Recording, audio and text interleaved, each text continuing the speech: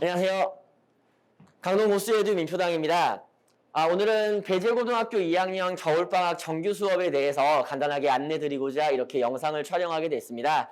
코로나 시국이 아니라면 부모님들을 직접 찾아뵙고 제가 모신 다음에 설명도 드리고 그 다음에 서로 소통도 하고 좀 질문할 게 있으시면 질문도 받고 그런 시간을 항상 마련했었는데요. 올해는 코로나로 인해서 이렇게 온라인으로 찾아뵙게 된 점 일단 저도 아쉽게 생각을 하고 있고요. 혹시 설명회를 들으시고 궁금한 점이 있으시거나 추가적으로 알고자 하는 내용이 있으시면 언제든지 연락 주시면 친절하게 상담 드리도록 하겠습니다. 이 설명회는 시간이 길지 않게 촬영할 예정입니다. 온라인으로 하다 보니까 아무래도 설명회가 길어지면 지루하실 거고 영상을 스킵하고자 하는 그런 생각이 드실 텐데요. 최대한 빨리 한 5분에서 10분 안에 끝내도록 노력해 보겠습니다. 자, 먼저 저에 대한 간단한 이력입니다. 저에 대해서 원래 알고 계시는 분도 있으시겠지만 혹시 모르시는 분들도 계실 것 같아서 간단하게 이력을 넣어봤고요.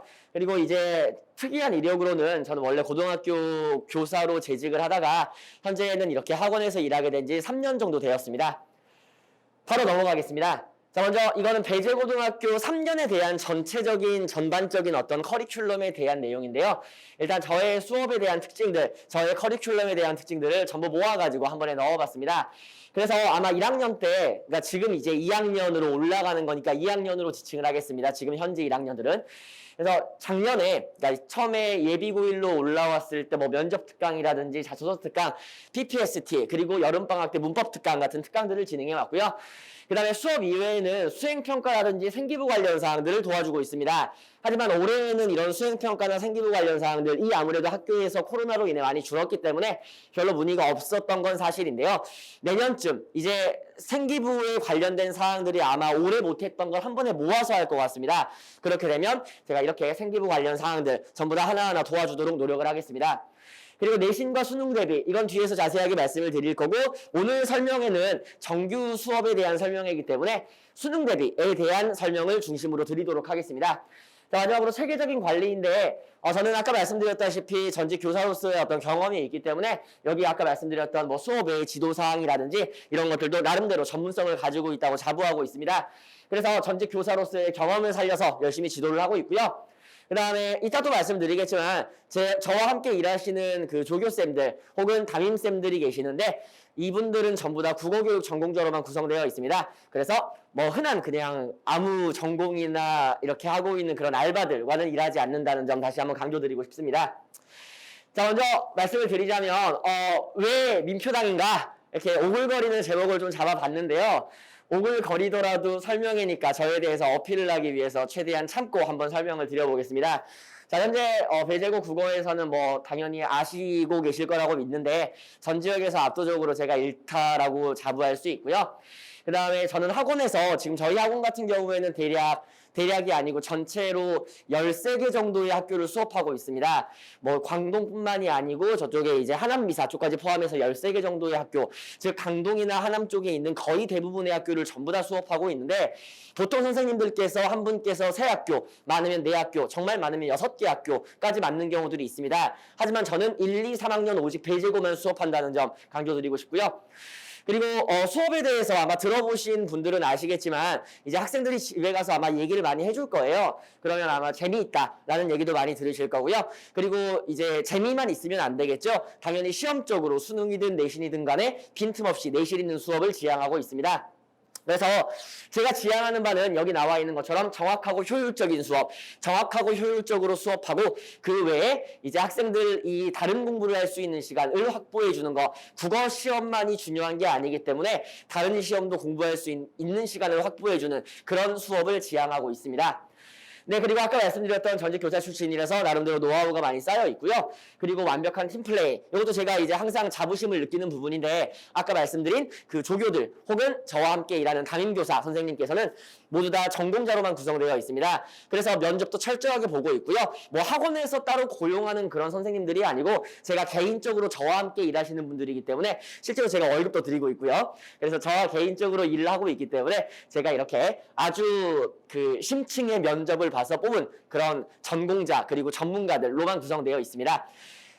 네, 다음으로 넘어가면 이제 전체적인 일정을 말씀드리겠습니다.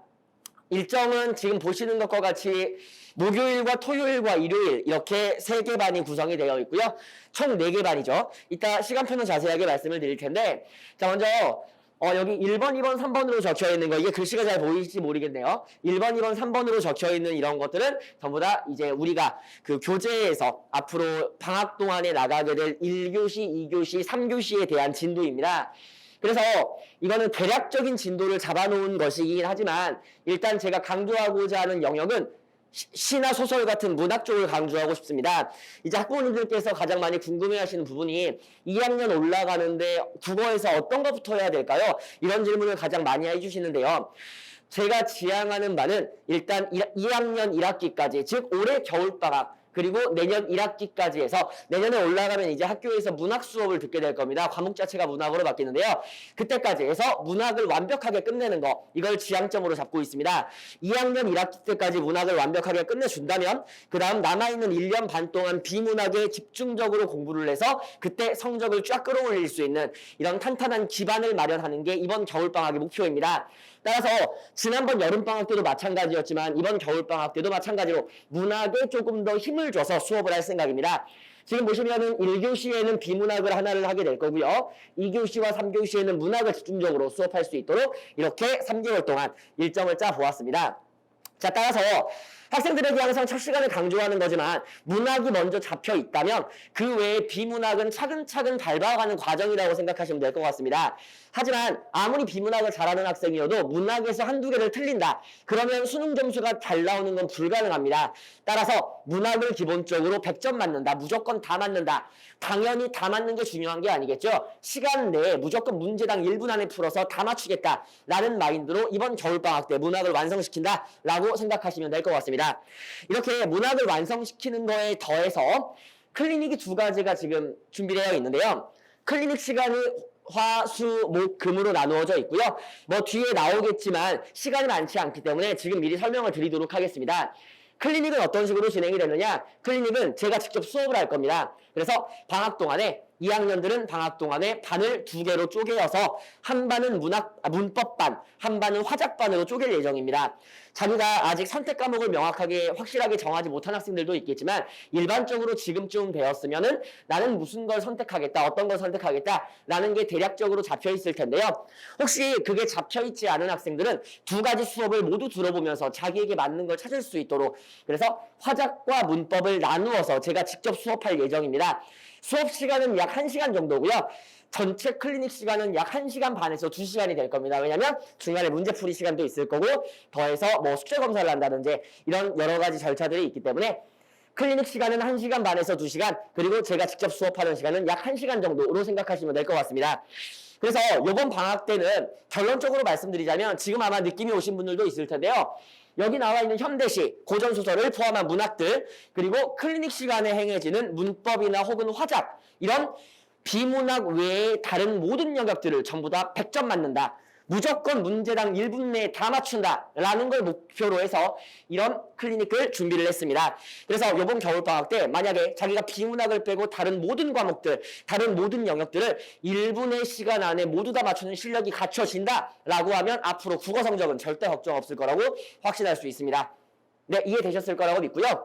그래서 이런 식으로 클리닉을 진행을 하는데 뭐 당연한 말씀이지만 문법 같은 경우에는 시간이 부족한 게 사실입니다. 화작 같은 경우에는 클리닉 시간에 충분히 문제풀이로 이렇게 어느 정도 학생들을 실력을 끌어올릴 수가 있는 게 사실인데 문법 같은 경우에는 시간이 모자라죠. 그래서 문법 특강을 따로 준비했습니다. 18, 19, 25, 26일 날 총 4번에 걸쳐서 문법 특강을 할 건데요.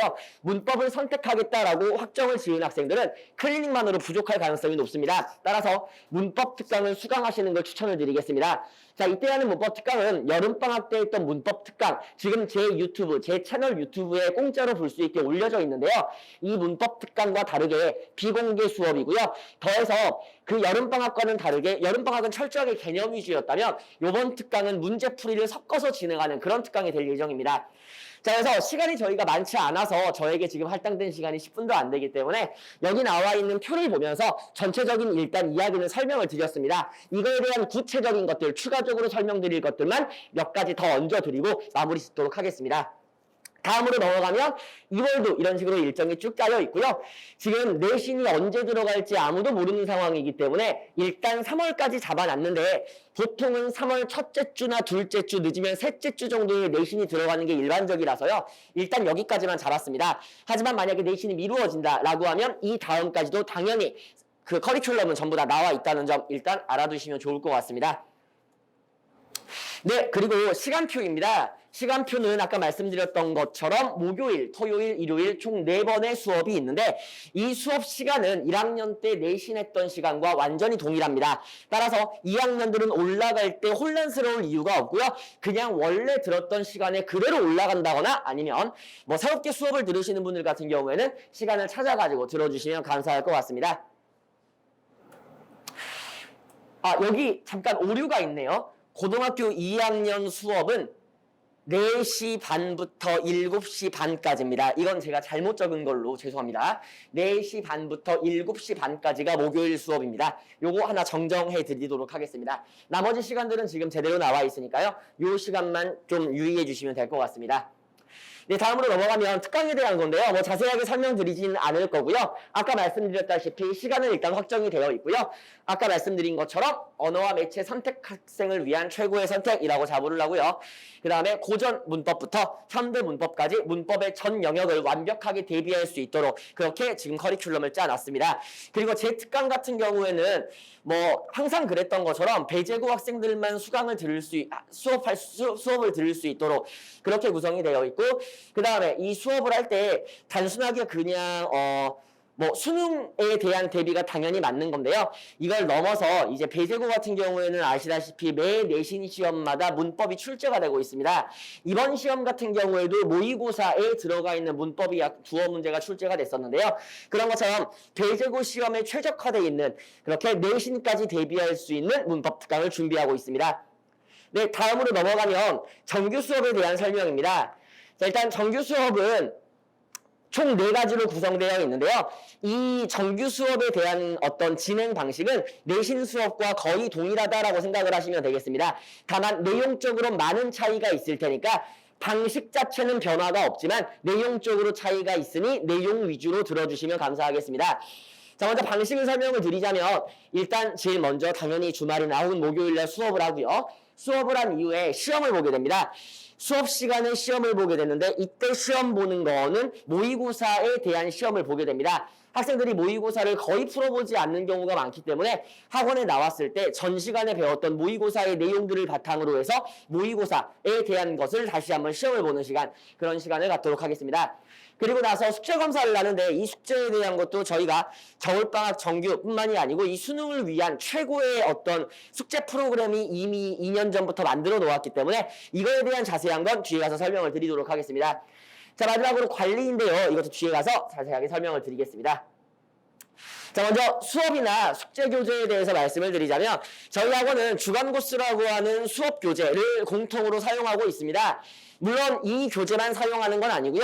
제가 중간중간에 만약에 주간 코스에 나와 있는 이 지문이 애들에게 크게 의미가 없다. 아니면 뭐 예를 들어서 이런 경우가 가장 많은데 배제고 이미 시험에서 본 적이 있던 거다.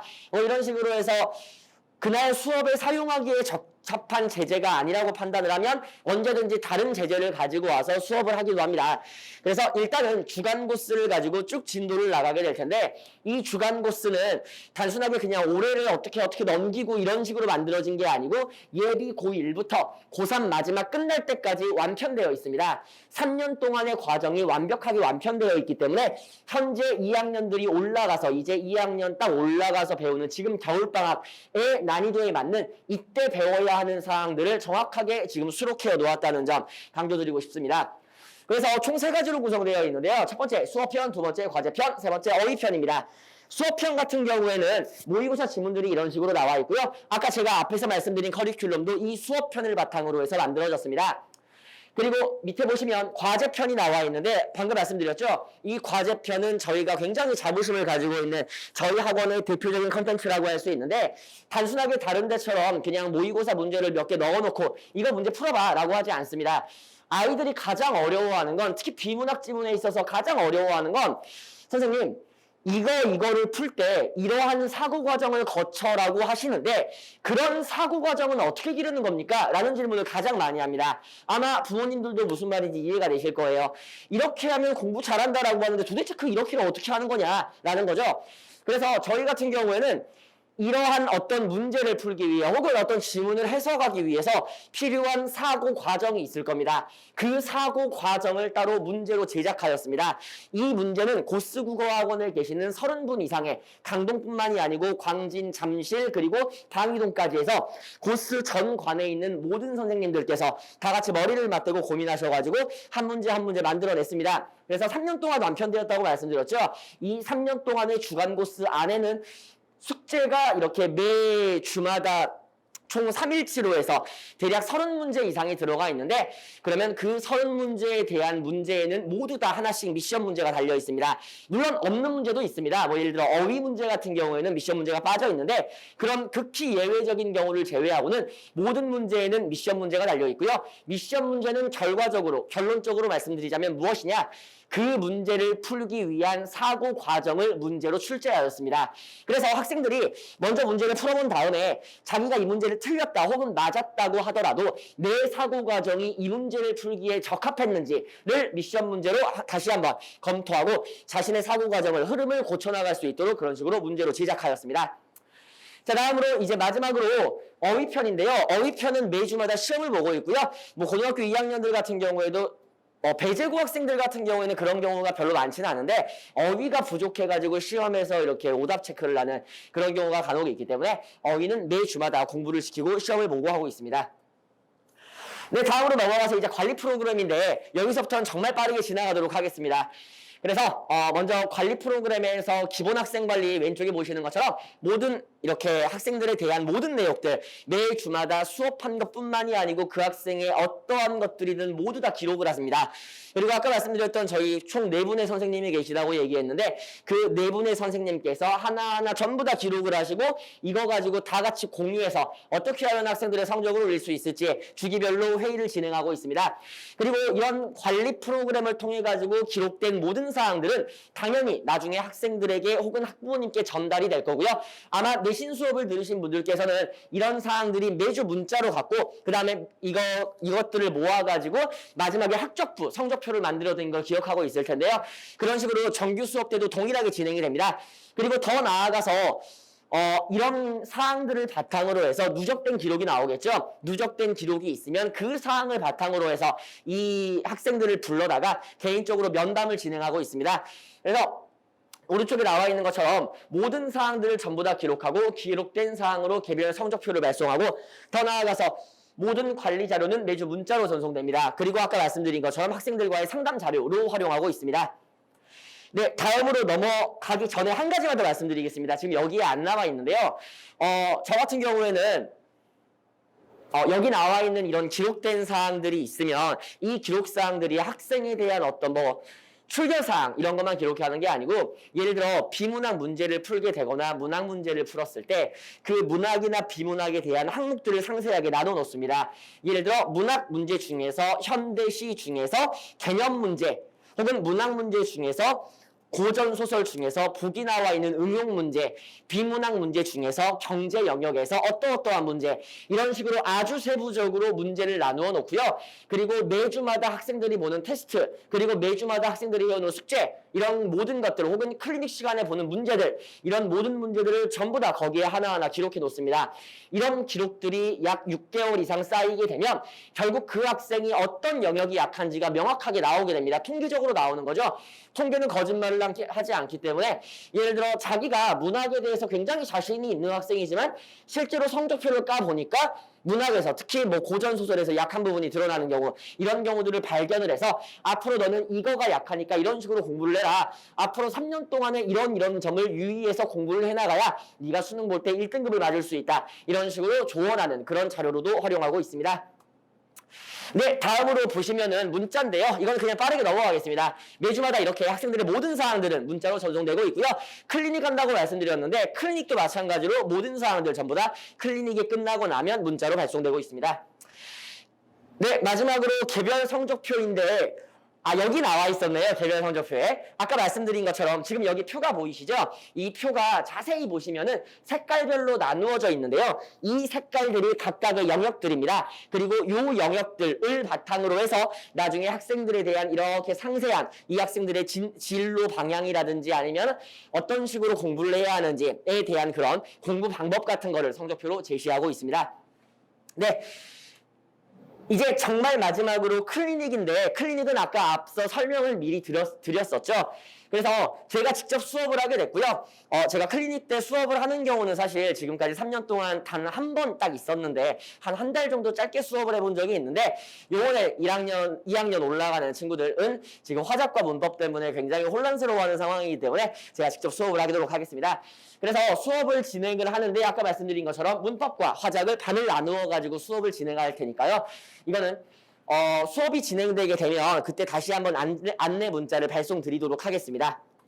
네, 이제 마무리됐습니다. 너무 생각보다 오래 걸렸네요. 좀 빨리 끝내려고 했는데 역시나 시작하면은 말이 많아지다 보니까 좀 오래 걸린 것 같습니다. 그래서 최대한 좀 짧게 하려고 핵심적인 내용들만 전달드리려고 노력을 했고요. 학생들이 지금 겨울방학 때 여러 가지 고민들이 많을 거라는 거 저도 알고 있습니다. 그리고 저에게 궁금하신 점도 많을 거고요. 뭐 가장 궁금하신 점은 그래서 선생님을 믿으면 되는 건가요? 라는 질문을 많이 받는데 네, 저를 믿으시면 되고요. 저는 뭐 내신만 수업하는 강사가 아니고요. 제가 가장 자신 있는 부분은 비문학 해설입니다. 그래서 저를 믿어주시고 저에게 맡겨주신다면 제가 성적으로 보답해드리겠다는 점 정말 약속을 드릴 수가 있습니다. 네. 더 얘기하면 제가 너무 낯이 뜨거워질 것 같아서 여기서 줄이도록 하겠습니다. 네, 감사하고요. 혹시 궁금하신 점이 있으시면 언제든지 연락 주시면 친절하게 상담 드리도록 하겠습니다. 감사합니다.